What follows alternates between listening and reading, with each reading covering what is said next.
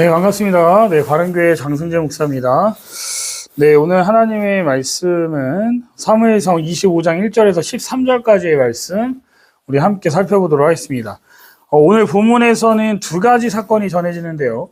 첫 번째는 사무엘의 죽음이라 할 수 있습니다. 앞서 살펴봤던 19장 22절에서 다윗을 숨겨준 이야기에 등장했던 사무엘이 갑자기 죽었다는 내용이 나옴을 알 수 있습니다. 다윗의 이 도피 생활 이야기가 계속 나오다가 전혀 관계없어 보이는 사무엘의 죽음의 내용이 왜 중간에 들어가 있을까요? 이런 걸 이상하다라고 여길 분도 계실지 모르는데요. 다 그 이유가 있습니다. 이 본문이 시사하는 바는 사무엘이 다윗에게 기름을 부음으로써 이스라엘의 영적 지도자로 그의 실질적 역할이 끝났다는 것을 말해주고 있는 겁니다. 그리고 이제 다윗의 시대가 열렸다는 것을 이 사무엘의 죽음을 통해서 말해주고 있다는 것이죠. 1절부터 살펴보면 지금 이스라엘의 많은 사람들이 사무엘의 죽었다는 소식이 전해지자 온 이스라엘이 그의 집이 있는 라마에 모여서 사무엘의 죽음을 슬퍼했다라고 나옵니다.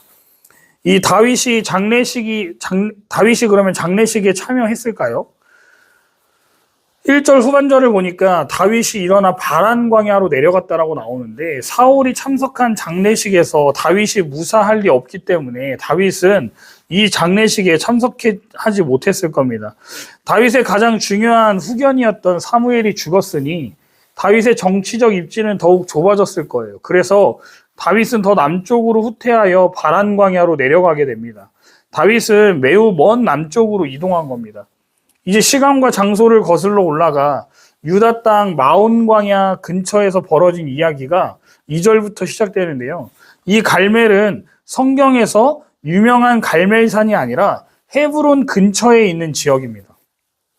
전에 사울이 사무엘의 명령에 따라서 아말렉 사람들을 물리치고 이곳에 기념비를 세운 적이 있는 곳이기도 합니다. 다윗은 사울의 지배하에 있는 영토 중에서도 사울이 매우 자랑스럽게 생각하는 곳에 와 있던 것이죠. 이곳에서 사울의 통치 아래에 있는 나발이라는 사람이 양들의 털을 깎고 있었습니다. 가나안에서는 보통 봄과 가을에 각 한 차례씩 양털을 깎았음을 알 수 있습니다. 물론 이 이야기의 목적은 다윗이 아비가일을 아내로 맞이하는 과정을 전하는 것이지만 이 단락에서는 나발과 다윗의 관계에 집중함을 알 수 있습니다. 나발은 이름 자체가요, 벌써 부정적인 어감을 줍니다. 저자는 나발을 소개할 때 먼저 그의 넘치는 부를 강조함을 볼 수 있어요.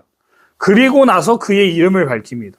저자의 이런 기법은 나발의 재물이 그의 삶의 인격을 앞서고 있음을 암시해주고 있는 겁니다.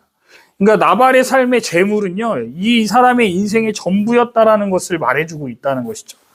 나발이라는 이 이름의 뜻은요, 바보, 어리석은 자라는 뜻입니다. 이름이 의미하는 것처럼 나발은 바보였습니다. 어리석었습니다. 학자들은요, 전반적으로 나발의 이름이 본명이 아니었을 거라고 해석들을 합니다. 왜냐하면 이 나발이 누구의 자손인지 아십니까?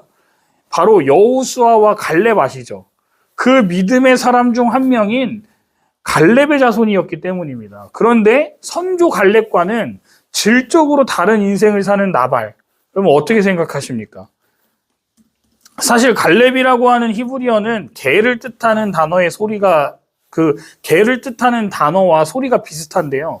그래서 어떤 학자들은 나발은 갈렙 족속이었다라는 말을 나발은 개 같은 자였다라고 해석하기도 합니다. 저자는 나발이 완고하고 행사가 악하였다라고 3절에 말하고 있기 때문이에요. 오늘날로 말하면 전형적인 졸부였음을 알 수 있다는 것이죠. 당시에 양털을 수확한다는 것은 큰 잔치가 벌어졌다는 뜻이었습니다. 다윗은 부자인 나발로부터 어느 정도 도움을 받으리라 기대한 것 같아요. 그 이유는 같은 유다 지파 출신이었기 때문인 것이죠. 그래서 군사 10명을 보내 최대한 공손한 태도로 나발을 대하면서 자기를 도와달라고 5절과 6절을 보면 요청함을 알 수 있습니다. 여기서 우리는 다윗이 갈멜에 사는 유다 백성의 생명과 재산을 보호하는 실질적인 이 국가 역할을 감당했음에 우리는 주목해야 합니다. 그리고 마치 국가가 백성으로부터 합당한 세금을 징수하듯이 양털을 수확하는 풍요로운 날을 맞이한 나발에게 그중 일부를 베풀 것을 요청한 것이라는 것이죠.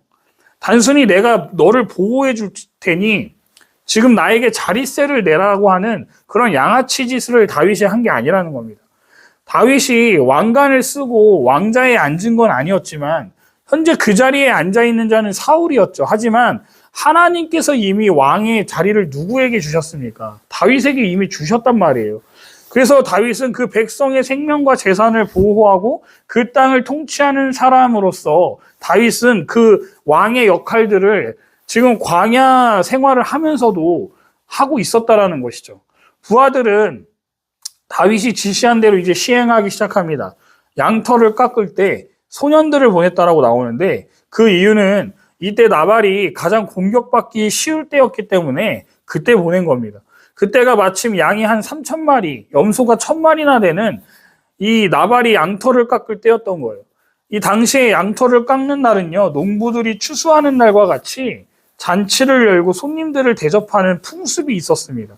다윗은 좋은 날이니까 양식을 지금 좀 나누어 달라고 부탁했던 겁니다. 심지어 다윗은 자신을 뭐라고까지 표현하냐면 나는 당신의 종입니다라고 표현하기까지 하면서 자신을 낮추는 겸손한 자세를 보였음을 알 수 있어요. 그런데 나발이 어떻게 나오는지 아십니까? 이름처럼 어리석은 행동을 하게 됩니다. 다윗이 누군지도 모를 뿐더러 주인에게서 도망하는 종들이 많다면서 양식을 줄 수 없다는 말로 다윗과 부하들을 모욕하기 시작한 거예요. 그럼 이게 무슨 말이죠? 주인은 여기서 누굴 의미하는 걸까요? 사울입니다. 그러니까 사울 왕에게서 도망하는 놈들을 내가 왜 도와주어야 하냐라고 지금 그들을 모욕하고 있는 거예요. 그렇다면 정말로 나발이 지금 다윗을 몰라서 이런 말을 할까요? 그럴 리 없죠. 다윗은 아까 말씀드렸다시피 지금 같은 유다 지파 사람이었습니다. 어떻게 모를 수 있겠습니까? 그리고 다윗과 사울의 관계를 알고 있었음을 10절에서 주인을 떠난 종들이 많다라는 이미 그 말로 확인할 수 있지 않습니까? 모르겠습니다. 이 나발이 자신의 능력만으로도 충분히 이 다윗을 대적할 수 있다라는 어떤 자신감에서였는지 나발은 다윗의 요구를 매몰차게 거절해버림을 지금 알 수 있어요. 나발은 다윗이 왕으로 기름받은 일을 모르지 않았습니다. 그럼에도 당장 자기 재산을 지키기 위해서 현재 왕권에서 얻은 기득권을 유지해야 한다고 판단했던 것 같아요.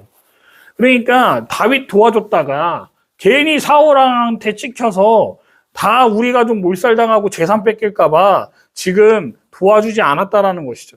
이런 나발은 근시안적이고 세속적인 판단이라 할 수 있습니다.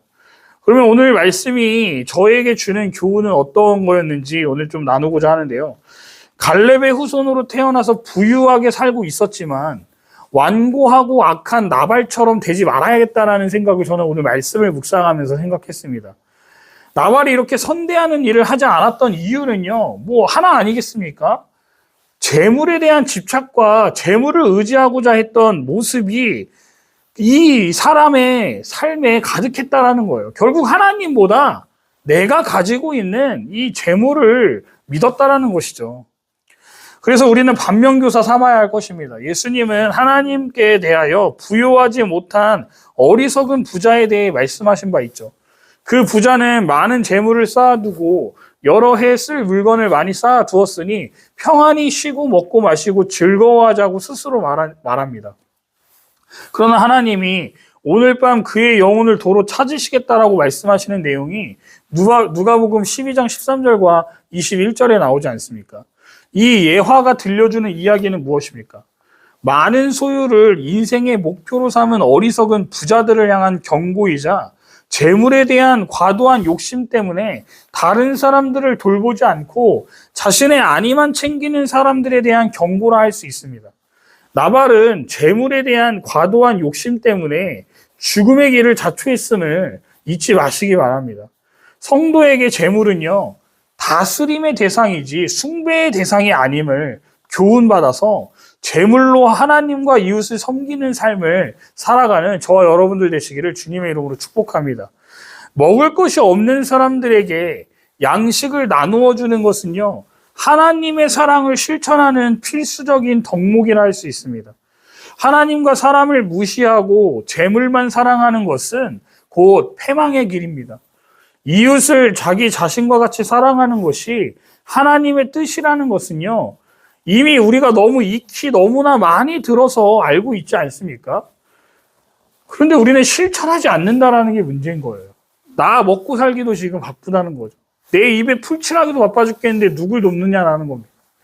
여러분, 우리가 하루에 마실 커피 한 잔 값만 한 달만 모아도요, 누군가를 도와주는데 큰 힘이 될 겁니다. 메가 커피에서 아이스 아메리카노가 2,000원 정도 하죠. 포장하면 1,500원입니다. 한 달만 모아도 여러분 누군가를 도와줄 수 있는 넉넉한 돈이 되지 않겠습니까? 그러니 나 먹고 죽을 돈도 없다면서 베풀지 못하는 인생이 아니라 정말 우리가 오늘 말씀대로 조금씩이라도 모아서 어려운 사람들을 1년에 한 번이든 이렇게 도우며 함께 더불어 사는 세상이 된다면 참 교회를 우리가 다니면서 하나님을 믿고 따르는 사람으로서 덕이 되는 인생이 되지 않을까 한번 생각해 봅니다. 오늘 우리는 나발과 같이 이런 인생을 살지 않기를 원합니다. 물론 우리가 경제가 지금 어렵고 돈이 없어서 많이 힘들 줄 압니다. 그러나 하나님께서 주신 조금의 여유가 있으시다면 우리가 주변을 좀 돌보는 저와 여러분들 되시기를 주님의 이름으로 축원드립니다.